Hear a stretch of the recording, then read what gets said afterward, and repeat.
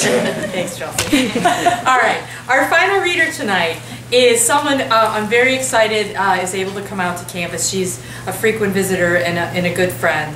Elizabeth Mosier is the author of The Playgroup, part of the Gemma Open Door series to promote adult literacy.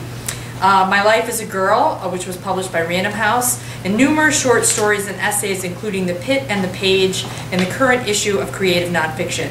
A graduate of the MFA program for writers at Warren Wilson College, she teaches writing in a variety of settings, including the Bryn Mawr College and Rosemont Summer Writing Institute. Just saying, putting the plug in there, right? More information is found at her website, elizabethmosier.com. So please welcome Libby.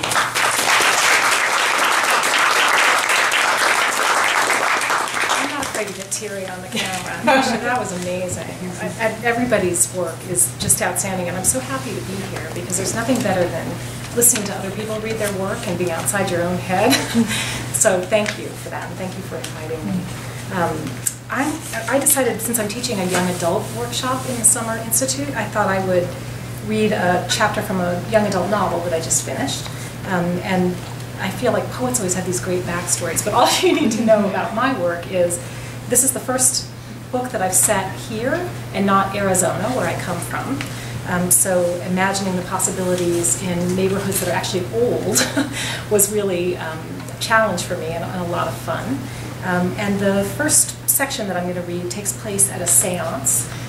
It's a mystery, so it was just really impossible to plot, and I'm really at this point so sick of this work, as my husband knows. Trying to maintain mystery and reveal things in a certain order was very challenging for me. But while the primary mystery concerns a murder that happened in their town, the bigger mystery is whether there is a God and an afterlife. So the first chapter, which is narrated from the point of view of a 15-year-old boy, takes place at a seance. And the novel is called Ghost Signs. My sister sees. All my life she's made predictions. Her grade on tomorrow's algebra test, what we'd both get for Christmas, Mom's cancer, Troy's car crash, the day our Grandma Schultz would die. The night before 9/11, she dreamed about a plane crashing into a building, knocking it over easily like a flimsy Lego tower. And we live in Wayne, Pennsylvania, nowhere near New York. Cassie says these visions start slowly, sort of like a picture developing, and then become clear all at once. It's like something warm spilling inside my brain, she says, or like light cast through a prism, a streak of orange running into blue. She claims she can't make it happen, but she knows when a picture is coming. She calls that feeling before. The frame around it is after. Ready, I ask her, as she adjusts the pillows piled onto the Adirondack chair we've dragged in from the yard. Cassie nods, then, wait, Jack, she says. She's got dark shadows under her eyes, darker in the light cast by the candle burning inside the hurricane lamp. Is he out there, she asks. Not yet, I say. Make sure you tell me when he's here. 3 coughs, I say. 3 coughs. I check the setup one more time. 5 plastic lawn chairs half circled around Cassie's wooden one, a steamer trunk for a table, with the lamp, a small latched box, a pad of paper, and a ballpoint pen placed on top. Behind her, a curtain hangs from the ceiling, hiding closets full of props and costumes left over from middle school, when she used to put on plays with the friends who aren't her friends anymore. Dad built this theater for her in our backyard, but Cassie's turned it into a psychic salon. Okay, let's go, I say. I put on the glittery Mardi Gras mask and Grandpa Schultz's black top hat, which I found in Cassie's prop box. Then I open the door at stage left, and step outside into the night. It's Halloween. At least 25 high school kids are lined up in our driveway, wanting answers from Cassie, or maybe just to be scared. Scanning the crowd, I pick out Dracula, a mummy, the Scream, a couple of Disney princesses in blue and yellow dresses, Darth Vader, Osama bin Laden, and a group of JV soccer girls in short shorts and belly shirts, shivering in the chilly air. What are you? Darth Vader asks the JV girl named Lindsay. She's the meaner sidekick to Lindsay, the queen bee. I'm hot, loser, Lindsay says, and Lindsay laughs. Okay, I think, you don't get in. Underneath Darth Vader's helmet and shovel-faced mask, that's my best friend, Dan. Besides, Cassie only wants with the ones who bother. She says that coming in a costume means they're halfway to believing in her psychic powers. Put your questions here, I say, as the soccer girls push their way to the front of the line. I pass my hat and palm the papers Lindsay and Lindsay give me, which are all rolled up into little wads. When the hat comes back, I shake it like I'm popping popcorn, and with my other hand, secretly flick their questions into the pile of dead leaves underneath the bare azalea bush. Someone else should pick the questions, says Rick Schaefer. He's the soccer god the JV girls are posing for, but tonight he's dressed like Sherlock Holmes. I mean the guy from the movie, not the books. I swear to Darwin, no one around here reads. I mean, he asks, since you're her brother. Okay, so he knows me. It's not like I'm even trying to hide.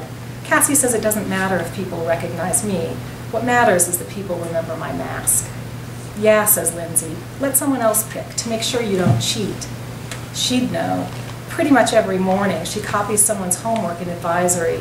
She plays soccer all year in 3 different leagues, trying to get recruited for a D1 college team, while she takes the easy classes and lets her brain just shrink. Seriously, I overheard her once asking for the spark notes to Twilight. It's cool, I say, and pass the hat to Schaefer. You choose. He's a good guy, but we're not really friends. We just played on the same travel soccer team his dad coached all through middle school. Even so, Lindsay's jealous. She looks like she wants to kick a goal through my gut. Now open it, I say. Read it, but not out loud. Schaefer studies the paper. Got it, I ask? Got it, he says. I hand him an envelope. Seal it shut in here, I say, and he does. I turn to the crowd and tell them, I need 3 more. Arms and fingers fire at me from all sides. In the commotion, the hat tips and spills, and the paper wads roll across the driveway, which is still wet from today's rain. The soccer girls laugh and back off from the mess, while Dan kneels at their muddy cleats to sweep up.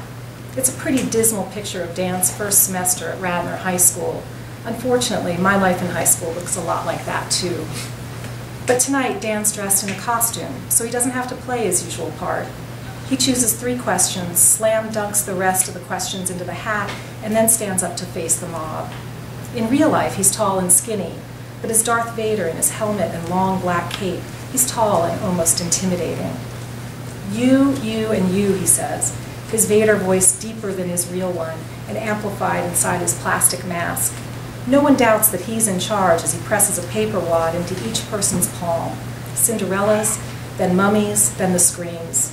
While they're busy memorizing their questions, he winds his way back through the crowd.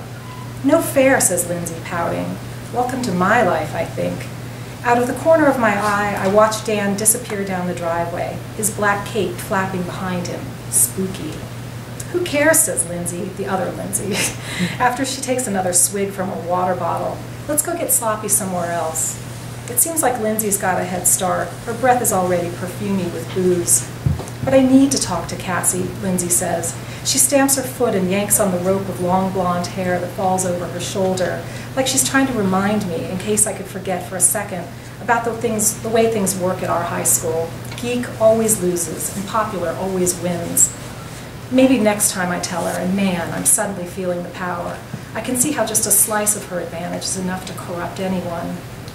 Come on, please, she asks, which is painful.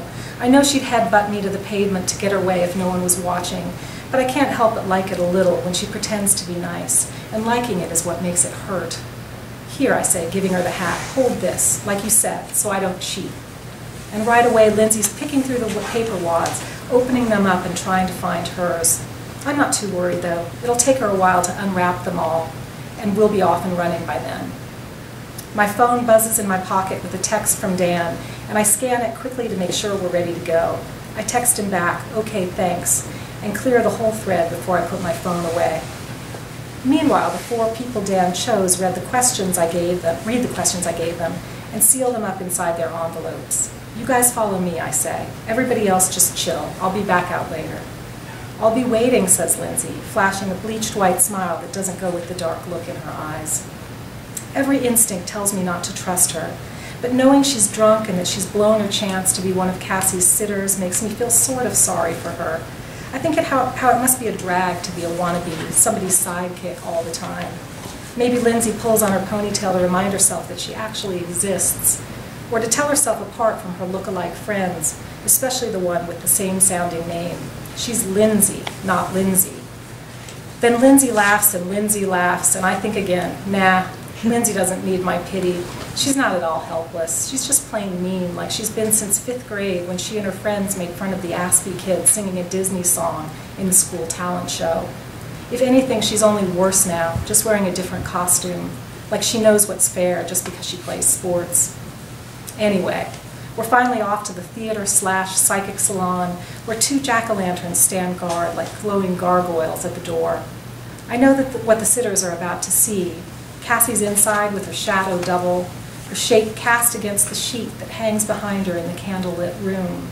The whole scene's sort of lame, I think, more homey than scary, like the haunted house our church youth group used to put up to raise cash every Halloween. That's where my sister first talked to the dead. Be quiet when we go in, I tell him. Cassie says she can't hear spirits if you make a lot of noise. Spirits, the scream asks, sounding nervous, but I'm not going to say it again. A few days ago, I wouldn't have said something that crazy at all. I wouldn't have agreed to come here in the first place if it weren't for Tom Minnick, the only dead kid I know. I'm a natural-born skeptic, my parents say. To me, science is the best way to test if something's true.